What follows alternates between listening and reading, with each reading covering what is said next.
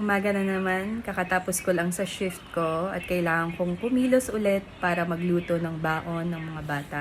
At pati na rin ang lunch namin. So, samahan niyo ko para lutuin ang mixed vegetables with mushrooms and pork. Ayan, so let's start with our aromatics, sibuyas, puti at pula, tsaka bawang, and mushroom. Pechay bagyo, string beans, bell pepper, carrots, and broccoli, liempo na diced, and our sauce. Painitin natin ang kawali, at after nyan, maglagay tayo ng olive oil or kahit anong oil na available sa inyo.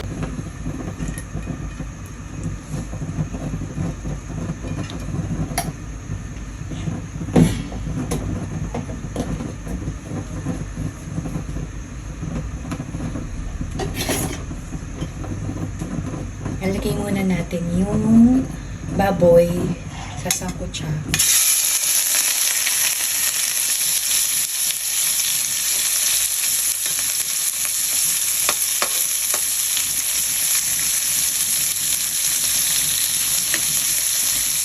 Okay lang yung didikit kasi mamaya yung lasa niya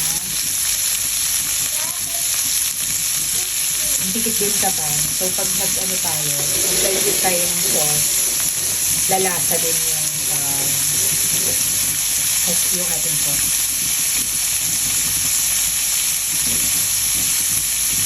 Tayo lang natin. Habang nagdaan tayo, ilagay tayo ng konting salt.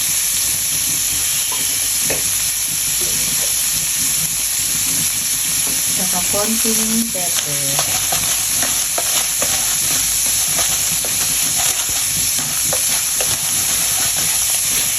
Konti lang nilagay ko kasi mamaya ang ating base na sauce is oyster sauce and soy sauce. So, maalat na yun. Kaya, konting salt lang nilagay na.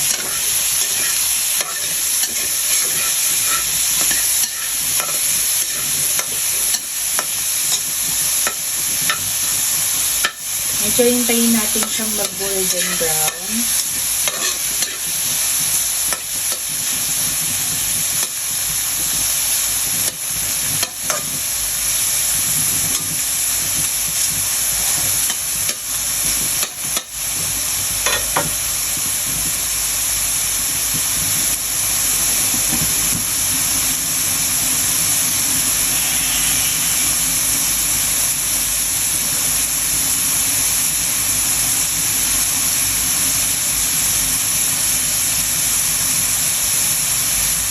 Ang sekreto sa pagsasangkutsa ay huwag mong haluin ng haluin.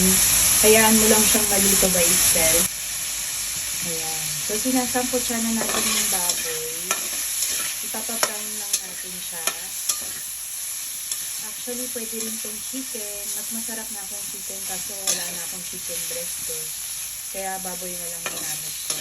Ang purpose kasi nito is para magkaroon naman ng protein na lasa dun sa vegetable stir fry na gagawin natin. Ayan, medyo nagpa-brown na siya. Konti pa. Gusto ko yung medyo parang yung parang sa samgyup na parang brown, dark brown na siya. Ganun. So, hintay lang tayo.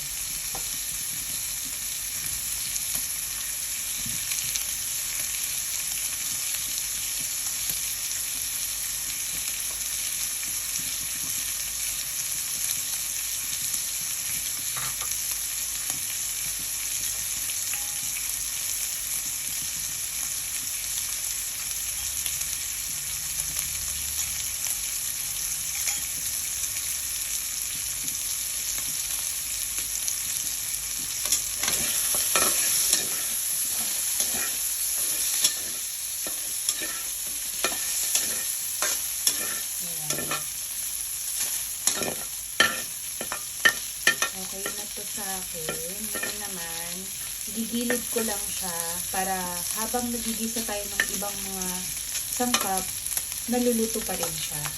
Dadagdagan ko ng konting olive oil kasi hindi masyadong nag-stock yung yung taba niya.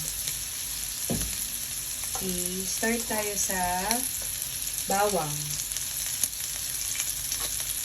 Dati napagalitan pa ako ng mama ko kasi inuuna ko lagi dati yung sibuyas. Sabi niya, sa mga chef lang daw yung pagmabilisan. Pero hindi ka, kumbaga kapag bantay mo naman yung luto mo, okay lang na unahin yung bawang. Shout out, mama. Pag naamoy na yung bawang, sunog nyo na yung sibuyas.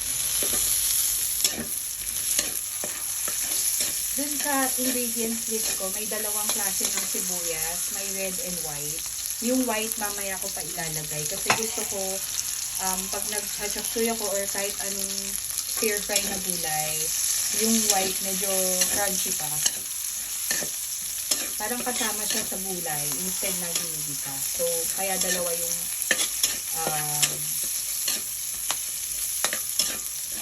klase ng sibuyas. Haluin natin yan. Okay lang yung nagbabrown brown. Actually, mas masarap nga yan pag ganyan. Kasi dumidikit yung lasa sa pan. Tapos mamaya, pag nilagay mo yung slurry mo, madadilute siya, mawawala siya. Tapos didikit na siya yung lasa ng pan sa... Okay. Next natin is yung mushroom. Ito. Ayan, nabili ko yan sa market. For 50 pesos lang, isang balot. Sobrang mura. Kaya natuwa akong gulay.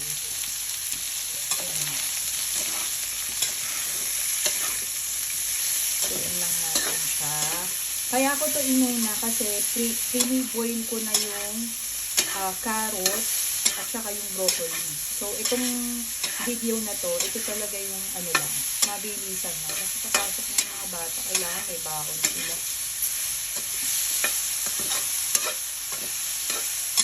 Hindi ako naglalagay ng kahit anong panlasa kasi nasa sauce na, pinagsabay-sabay ko na yung mga pampalasa din sa sauce.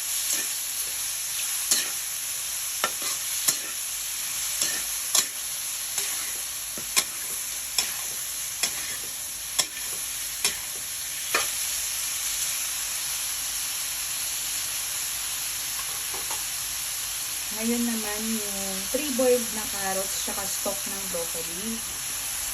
Pre-boiled siya pero hindi siya masyadong luto. So, sinama ko pa rin siya sa gisa. At saka itong string beans.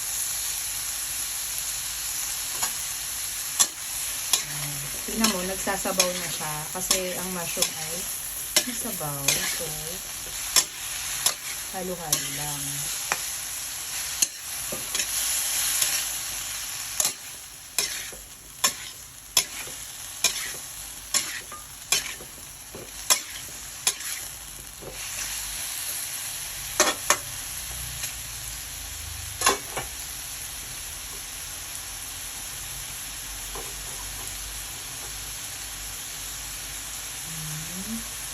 Tayin lang natin medyo naluto yung string beans. Kami mag-asawa, gusto namin half-cook lang yung mga gulay as much as possible. Ayaw namin yung latang-lata. Kaya, forgive me if you think that this is not yet cooked. But for us, it's already cooked. Next ko ay ang broccoli.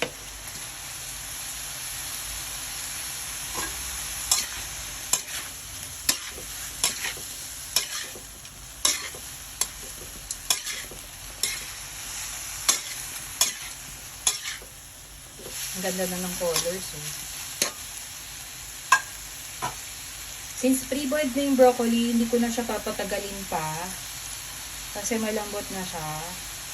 Lalagay ko na yung bell pepper at saka yung sibuyas na puti.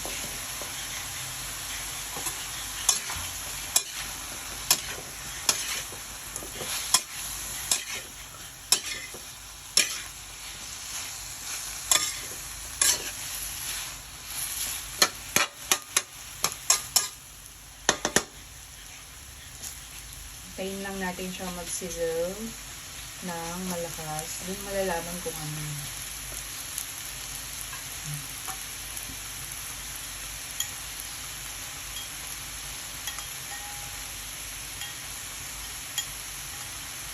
Habang naghihintay, explain ko lang yung sauce na ilalagay ko. This one.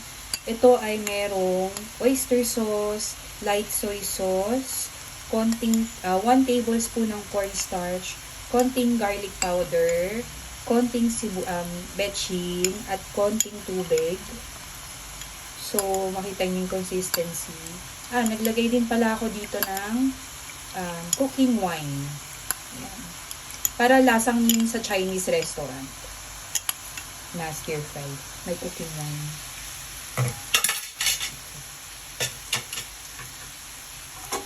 Ayan.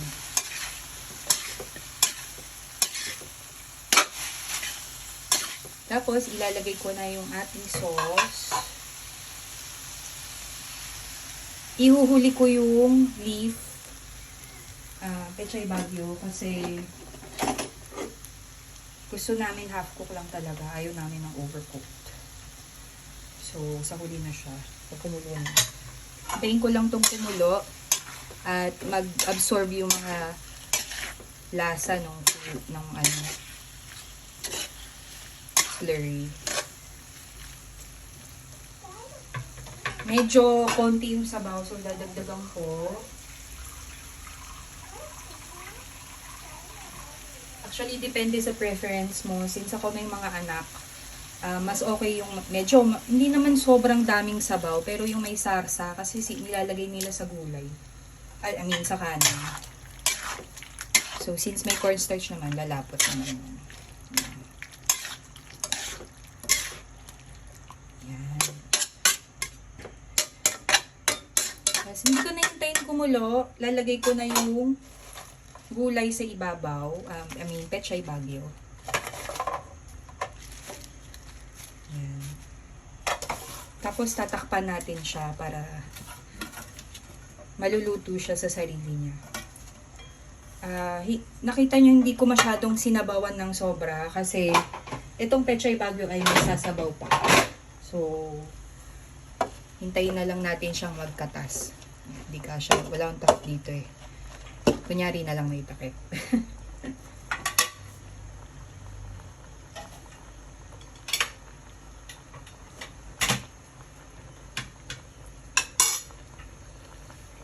Maririnig nyo siyang para mag-plok-plok, para maggaganon. Ibig sabihin, pataas na yung temperature. So, lahat ng bagay sa kalan or sa kawali ay mainit na. Pwede mo nang haluin.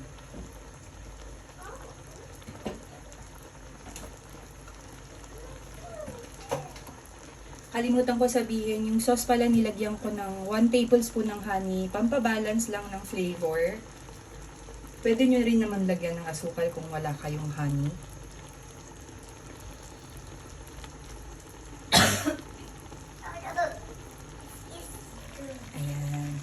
Nakita niya, sobrang kumukulo na siya. So, haluin na natin siya. Although yung, yung leaf, hindi siya parang nalusaw dun sa init. Siguro dahil hindi totally covered. Pero maluluto na rin naman yan pag pinaluhalo natin. Ayan. Ang ganda oh. Ang kulay.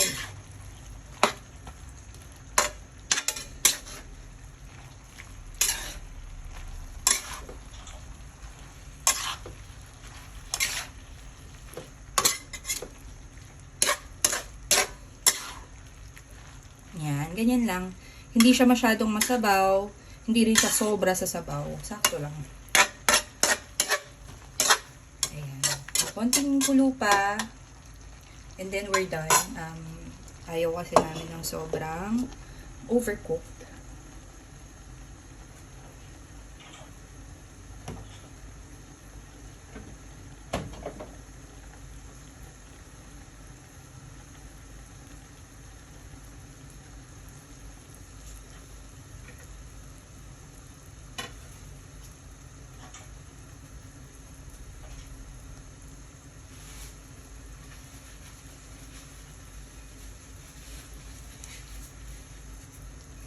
Mabilis lang siyang lutuin at healthy at masarap.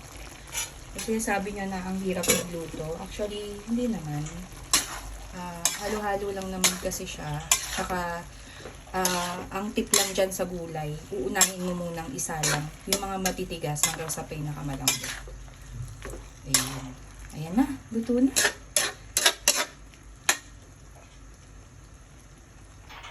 Ayan, luto na ang ating stir-fried vegetable with mushroom and pork. Kain tayo! Taste test tayo. Baka sabihin nyo, hindi ko kayo nakain yung mga niluluto ko eh. Saan ba? Ayan.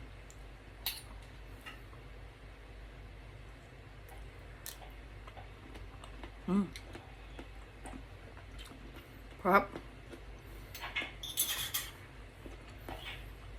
Try nyo na rin. Kain tayo.